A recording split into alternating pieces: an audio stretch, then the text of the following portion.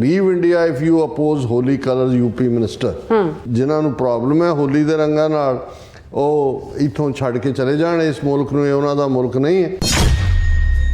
संभल की मस्जिद में जुम्मे की नमाज दोपहर के भी मुसलमानों ने कहा तुसीं इस तो पहला बाहर ना निकलो, जिहड़ी नमाज है 2:30 बजे पढ़न नहीं निकलना।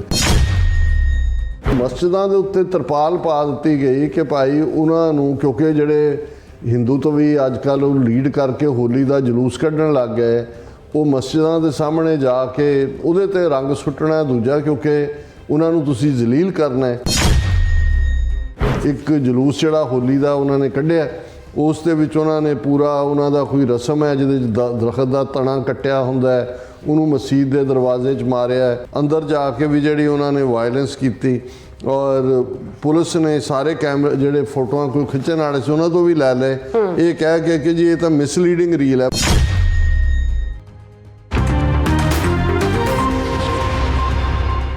दर्शकों ब्रेक तो बाद फिर दोबारा तुहाडा स्वागत है। सो व्यूअर्स गलबात करन जा रहे हैं कि होली का त्यौहार भारत दे विच मुसलमानां लई आफत बन गया है। कई थावां ते मसीतां ते तरपालां पा दित्तियां गईयां ने और बहुत सारियां थावां ते मुसलमान जिहड़े ने घरों नहीं निकल रहे। और यूपी के एक सीनियर मिनिस्टर संजय निषाद ने तो यह भी बयान दागिया है कि जे मुसलमानों नूं होली दे रंग नाल कोई समस्या है तो वह भार छड्ड के चले जान। सो इस बारे आपां गलबात करन जा रहे हैं। सो असीं चाहांगे कि तुसीं इसी तरह बने रहना। देखण सुन लई एंड लिखण लई तुहाडा सब दा बहुत बहुत धन्नवाद जी। डॉक्टर साहब की कहना चाहोगे? देखो कहण नूं हुण कुछ बहुता बचिया नहीं है। अजे असीं महाकुंभ जिहदे च उन्हां दे कहण मुताबक 62 करोड़ लोग नहा के गए ने, असीं उस दौर दे विच देखिया कि नफरत सिखरां ते सी जी। सने आदित्यनाथ योगी तो लैके दूसरे ने कहा भी मुसलमान नेड़े ना ही लगन ते बेहतर है।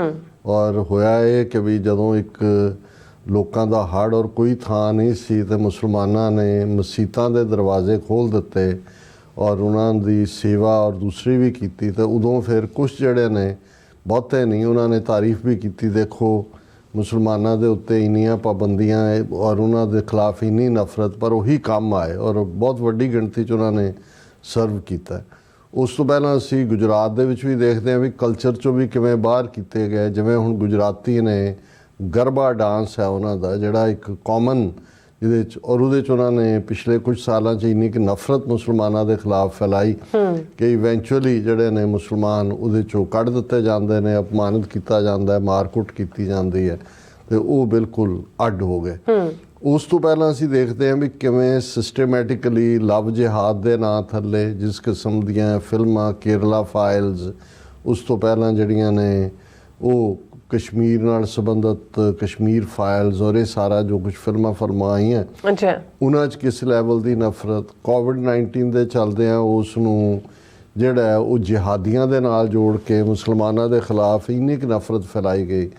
मुसलमानां तो ईवन जिहड़े बेचारे गरीब गुज्जर जिहड़े एक वॉकिंग ट्राइब है, कदे उन्हां तो चीज़ां ना लैण लई कह के जी वो तो दुध मटके च जां उहदे च गागर च चोण तो जां लियाण तो पहलां उहदे च थुकदे ने ताकि फिर ये कि जी वो हर ठेले वाला ते दूसरा जिहड़ा वो अपना नाम वड्डा रख के अनाउंस करे कि भी वो कौन है, उहदे कोल की है। जिवें उन्होंने उत्तराखंड तो जां हिमाचल के कुछ इलाके तो जिहड़े बेचारे रेहड़ियां लाण वाले उन्हां दा कारोबार बंद किया। कल असीं जिक्र किया सी कि महाराष्ट्र सरकार ने कानून बनाया कि जी जिहड़े हिंदू ढंग दे नाल मास और दूजा तीजा उन्होंने सर्टिफिकेट दिता जाएगा, वो डिस्पले करनगे।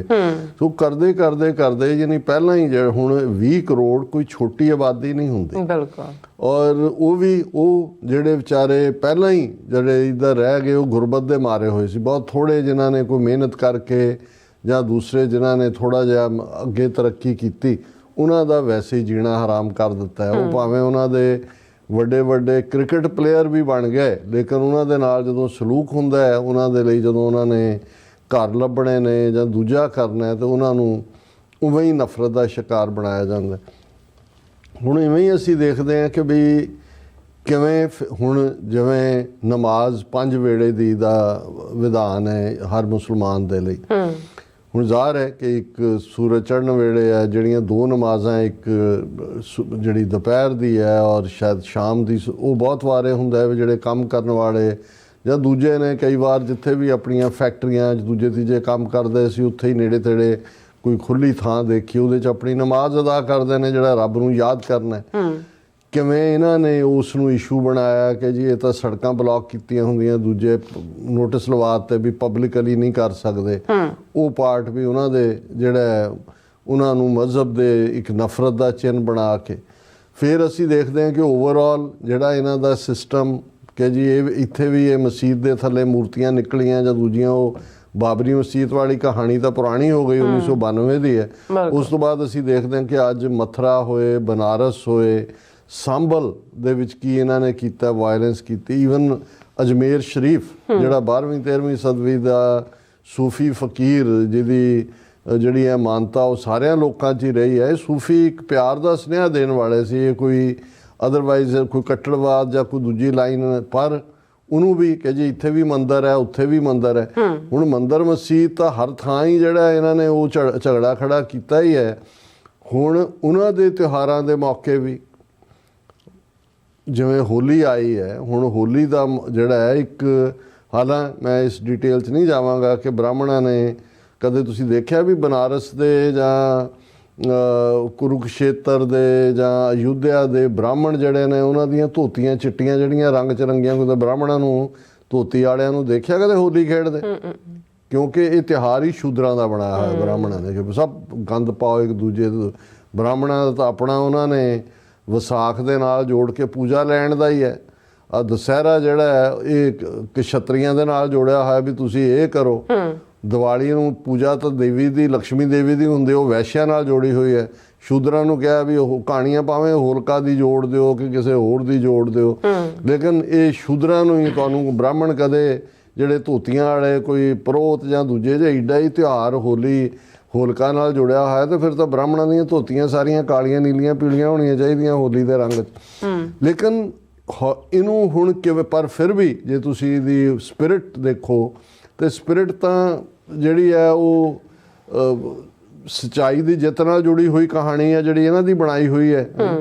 ਔਰ ਉਹ ਸਾਰੇ ਦੇ ਚੱਲਦੇ ਆ ਇੱਕ ਦੂਸਰੇ ਨੂੰ ਮਿਲਣਾ, ਰੰਗ ਪਾਉਣਾ ਜਾਂ ਦੂਜਾ ਉਹਨਾਂ ਦਾ ਠੀਕ ਹੈ, ਰਸਮ ਹੈ, ਕਰਨ ਦਿਓ। ਪਰ ਹੁਣ ਇਹ ਕਿਵੇਂ ਇਹਨੂੰ ਵੀ ਕਿਸ ਹੱਦ ਤੱਕ ਇਹ ਨਫ਼ਰਤ 'ਤੇ ਲੈ ਆਏ ਨੇ ਕਿ ਮੁਸਲਮਾਨਾਂ ਨੂੰ ਠਿੱਠ ਕਰਨ ਲਈ ਸਿੱਖਾਂ ਦਾ ਤਾਂ ਇੱਕ ਤਬਕਾ ਖੁਦ ਹੀ ਖੇਡਣ ਲੱਗ ਗਿਆ। ਆ ਸੁਖਬੀਰ ਬਾਦਲ ਦੀ ਇੱਕ ਭੱਦੀ ਜਿਹੀ ਫੋਟੋ, ਸਿਰ ਖੁੱਲ੍ਹਾ ਹੈ ਉਹਦਾ, ਨਾਲ ਉਹਦਾ ਮੁੰਡਾ ਮੂੰਹ ਸਿਰ ਰੰਗਿਆ ਹੋਇਆ।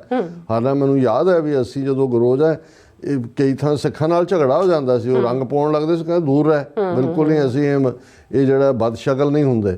ਲੇਕਿਨ ਇੱਕ ਤਬਕਾ ਰਿਹਾ ਕਾਲਜਾਂ ਯੂਨੀਵਰਸਿਟੀਆਂ ਜਿਨ੍ਹਾਂ ਦਾ, ਲੇਕਿਨ ਬਾਈ ਐਂਡ ਲਾਰਜ ਇਹਦਾ ਸਿੱਖਾਂ ਦਾ ਵੀ ਕੋਈ ਰੰਗ ਨਾਲ ਤਾਲੁਕ ਨਹੀਂ। ਪਰ ਇਹ ਵੀ ਨਹੀਂ ਹੁੰਦਾ ਵੀ ਅਸੀਂ ਕੋਈ ਉਹਨਾਂ ਨੂੰ ਰੋਕਦੇ ਹਾਂ।